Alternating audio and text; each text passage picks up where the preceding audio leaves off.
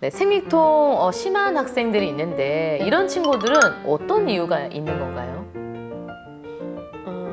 너무 심한 친구들이 생리통이 정말 너무 아파서 저도 학교 다닐 때 보면 막 바로 뭐 간호실 간다든지 아니면 뭐 조퇴를 한다든지 이런 친구들을 많이 봤거든요. 엎드려서 일어나지도 못하는 친구들이 굉장히 많았어요. 이런 또 특별한 다른 이유가 있을까요? 보통 친구들과 다르게? 저도 이제 생리통이 굉장히 심해서 생리통 심한 이렇게 친구들 오면 진짜 이해하거든요. 그 마음을. 저는 이제 6학년에서 중학교로 올라갈 때 그때 이제 겨울에 조경을 했는데 조경하고 몇 년은 생리통이 없었어요. 그런데 중학교 1학년 때 내 짝지가 생리통이 심해서 진짜 막 너무 넘어가는 거예요. 막 엎드려 있고 아까 선생님이 말씀하신 것처럼 너무 막 심해하대. 막 너무 괴로워하는데 난 이해를 못했어. 왜냐면 내가 안 아프면 남이 아픈 걸 이해를 못 하거든요.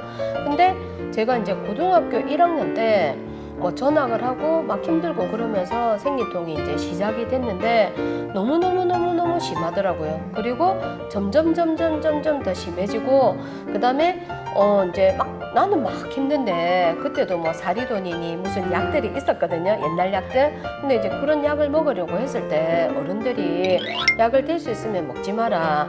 약을 먹으면 중독이 된다. 점점 더 많이 먹어야 된다 하면서 이렇게 말리더라고요. 근데 나는 진짜 너무 심해가지고 공부를 할 수 없을 지경이고 진짜 하루 이틀은 꼬박 이제 막 아파가지고 대굴대굴 구를 정도로 아팠는데 대부분은 이제 이렇게 생리통이 심한 경우가 별 이유가 없는 경우가 제일 많고요. 그 다음에 두 번째로는 자궁내막증이라는 게 있어요. 자궁내막증. 그 다음에 스트레스를 받거나 힘들어도 생리통이 더 심해지는데 우선은 별 이유 없는 경우 그런 경우는 생리혈이 이제 생리라는 게 호르몬에 의해서 자궁내막이 점점 두꺼워지고요. 자궁내막이 두꺼워지는 경우 이유는 임신이 되려고 자궁내막이 두꺼워지는 경우거든요.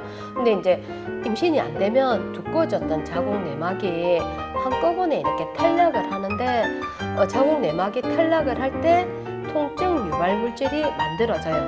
그리고 자궁내막이 탈락을 할 때 이 혈관이 노출이 되잖아요. 내막이 이렇게 우리 왜 뭐 이렇게 예를 들어 햇볕에 막 타고 나서 껍데기를 이렇게 한 바퀴 이렇게 벗겨지는 것처럼 자궁내막이 그달 이제 탈락을 하는데 그때 이제 모세혈관도 노출이 되면서 내막 조직하고 피하고 같이 흘러나오는 게 생리거든요. 근데 그때 통증 유발 물질이 만들어지고 그 다음에 이제 청소년들 그 다음에 아가씨들은 한 번도 출산을 한 적이 없기 때문에 자궁에서 밖으로 나가는 그 입구 있잖아요. 그런 걸 자궁경부라고 하는데 자궁경부가 되게 좁거든요. 근데 그 좁은 구멍으로 좁은 통로로 피하고 내막 조직이 한꺼번에 떨어져 나오려고 할 때 자궁이 막 수축해요. 그러면은 왜 배탈 났을 때처럼 배가 막 되게 아픈데 그럴 때 이제 이 수축을 이제 억제를 하고 그 다음에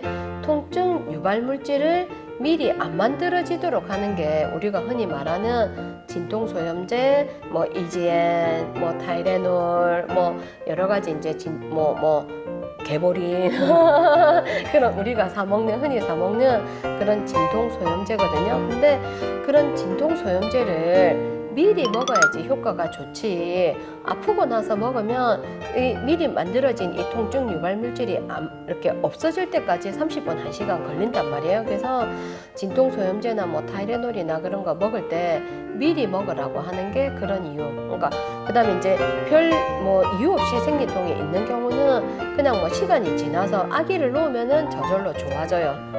아기를 놓고 나면 저절로 좋아지는데 아까 이야기한 자궁내막증이나 그런 어떤 병이 있어서 아픈 경우에는 아기를 놓고 나도 안 좋아지고 오히려 점점 더 심해지거든요.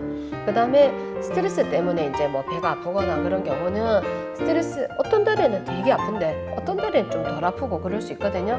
그런 경우에는 내가 스트레스 받을 때 더 배가 많이 아프더라 그런 걸 자기가 알면 그걸 이제 조절을 해야죠. 뭐 샤워를 한다든지 수면을 충분하게 취한다든지 따뜻한 음식을 먹는다든지 뭐 배를 따뜻하게 한다든지 그런 것만으로도 생리통이 훨씬 좋아지는데 뭔가 이제 이 자궁이나 난소나 혹은 그 주변에 골반에 어떤 문제가 있어서 배가 아픈 경우에는 저절로 좋아지지도 않고 아기를 놓고 나서도 좋아지지도 않고 뭐 그렇거든요. 그러니까 그런 이제 이유를 또 산부인과 와가지고 찾아봐야 되겠죠. 그다음에 이제 생리통 되게 심할 때는 억지로 참지 말고 저는 미리 약을 드세요 그러거든요. 뭐 타이레놀이나 다른 진통소염제를 미리 먹으라고 그렇게 얘기를 하고요. 그다음에 그렇게 해도 진통소염제를 먹어도 안 낫는 경우에는 피임약을 먹으라 그래요.